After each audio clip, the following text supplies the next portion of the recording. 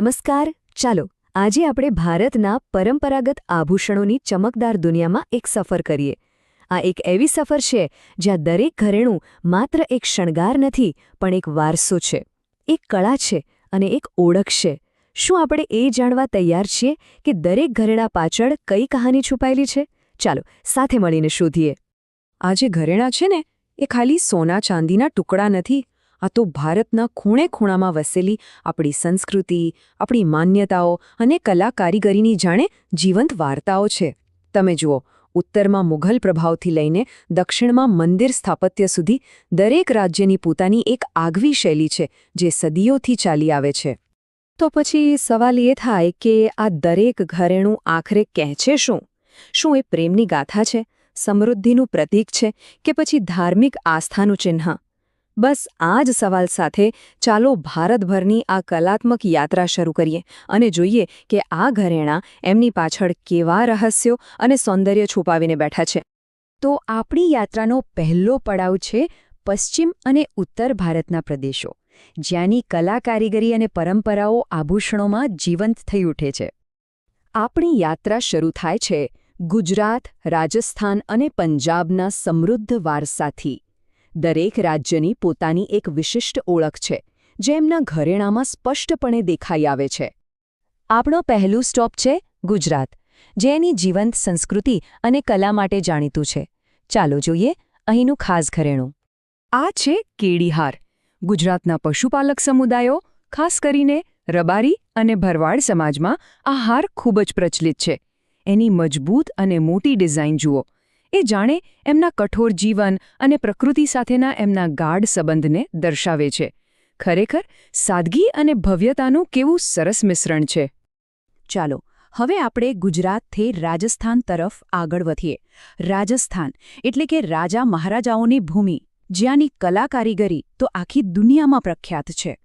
વાહ, આ જો કુંદન આભૂષણ! આમ તો આ કળા મુઘલ દરબારોમાં વિકસી, પણ પછી તો એ રાજસ્થાનની ઓળખ બની ગઈ.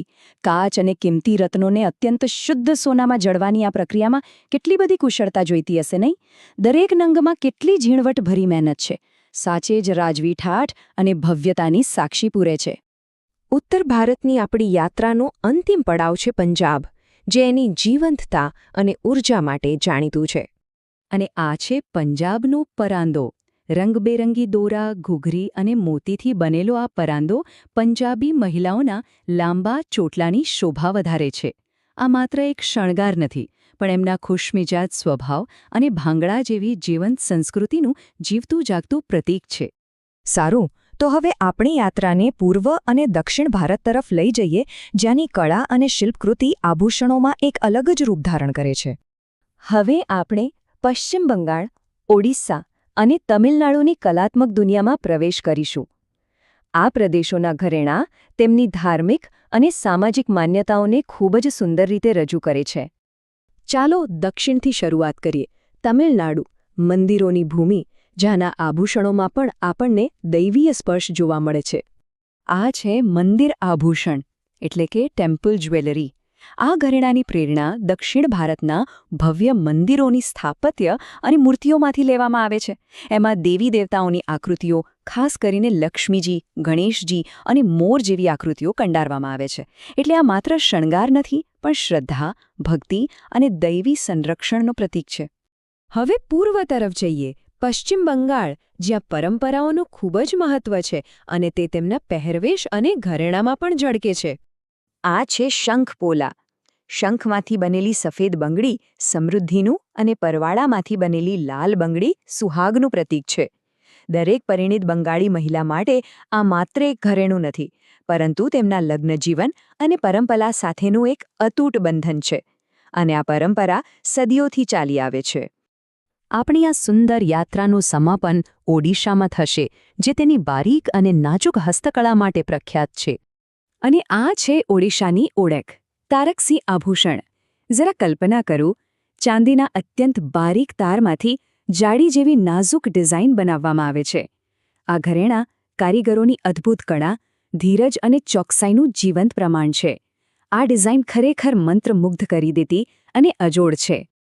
તો આ હતી આપણી ભારતભરની આભૂષણ યાત્રા. આપણે જોયું કે કેવી રીતે એક જ વારસા હેઠળ અનેકવિધ કળાઓ વિકસી છે. આ સફરનો સાર એ છે કે ભારતના પરંપરાગત આભૂષણો માત્ર ધાતુ અને પથ્થર નથી. એ કારીગરીમાં વિવિધતા દર્શાવે છે.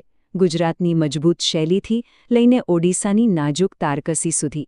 તે દરેક પ્રદેશની સાંસ્કૃતિક ઓળખનું પ્રતીક છે, જે તેમના તહેવારો, રિવાજો અને માન્યતાઓને પ્રતિબિંબિત કરે છે. આ કળા પેઢીઓથી વારસામાં મળતી આવી છે અને અંતે તે દરેક પ્રદેશના સૌંદર્યની એક અનોખી અભિવ્યક્તિ છે. અંતમાં એક વિચારવા જેવો પ્રશ્ન: આ અમૂલ્ય વારસાને આપણે આવનારી પેઢીઓ માટે કેવી રીતે જીવંત રાખી શકીએ? આ કળા અને કારીગરોને પ્રોત્સાહન આપવું, તેમના બનાવેલા ઘરેણાં ખરીદવા અને તેમની કલાનું સન્માન કરવું એ આપણા સૌની જવાબદારી છે. કારણ કે આ વારસો જીવંત રહેશે તો જ આપણી સંસ્કૃતિ પણ જીવંત રહેશે. આ માહિતીની પ્રસ્તુતિ ટીંબા ગામ પ્રાથમિક શાળા દ્વારા કરવામાં આવી છે અને તેનું સંકલન મુખ્ય શિક્ષક શ્રી સતીશ પ્રજાપત દ્વારા કરવામાં આવ્યું છે, જેમણે આ સુંદર વારસાને આપણા સુધી પહોંચાડ્યો. ફરી મળીશું એક નવી રોચક માહિતી સાથે. ત્યાં સુધી આપણી સંસ્કૃતિની આ કલાકારીગરીને માણતા રહો. આભાર.